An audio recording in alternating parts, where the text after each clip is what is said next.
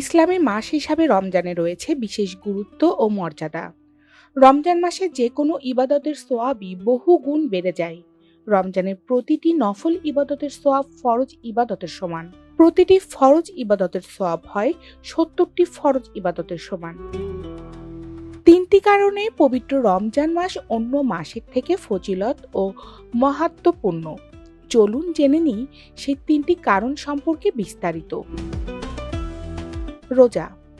সিয়াম বা রোজা পবিত্র রমজান মাসের বিশেষ মহত্বপূর্ণ আমল। এই আমলটি এই মাসকে অন্য সব মাসের তুলনায় ভিন্ন মর্যাদা দিয়েছে।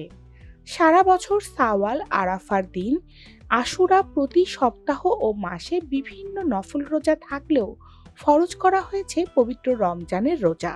পবিত্র কোরআনের সূরা বাকারায় বলা হয়েছে, হে মুমিনগণ, তোমাদের উপর রোজা ফরজ করা হয়েছে যেভাবে ফরজ করা হয়েছিল তোমাদের পূর্ববর্তীদের উপর, যাতে তোমরা তাকওয়া অবলম্বন করো।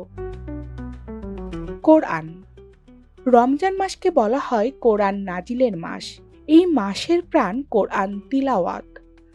রাসূল সাল্লাল্লাহু আলাইহি ওয়াসাল্লাম ও সাহাবীরা পুরো রমজান মাস কোরআন তিলাওয়াতে কাটাতেন। পূর্ববর্তী ও বর্তমান সময়ের মুসলিম মনীষীরাও কোরআন তিলাওয়াতের মাধ্যমেই কাটান এই মাসটি।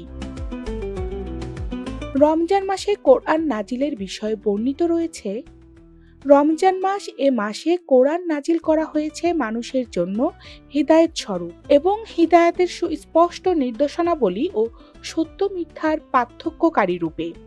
সুতরাং তোমাদের মধ্যে যে মাসটিতে উপস্থিত হবে সে যেন তাতে সিয়াম পালন করে। লাইলাতুল কদর। রমজান মাসের বিশেষ মাহাত্ম্য এবং ফজিলত লাইলাতুল কদর। লাইলাতুল কদরে আল্লাহ তাআলা কুরআন নাজিল করেছেন এবং এই রাতটি হাজার মাস ইবাদতের থেকেও উত্তম। পবিত্র কোরআনে কদর নামে একটি সূরা নাজিল হয়েছে। আল্লাহ তাআলা বলেন, নিশ্চয়ই আমি এই কোরআন শবে কদরে নাজিল করেছি। তুমি কি জানো শবে কদর কি? শবে কদর ১,০০০ মাস অপেক্ষাও শ্রেষ্ঠ। হযরত আয়েশা সিদ্দিকা রাদিয়াল্লাহু তাআলা আনহা বলেন, আল্লাহর রাসূল সাল্লাল্লাহু আলাইহি ওয়াসাল্লাম রমজানের শেষ দশকে ইতিকাফ করতেন এবং বলতেন, তোমরা রমজানের শেষ দশকে লাইলাতুল কদর অনুসন্ধান করো।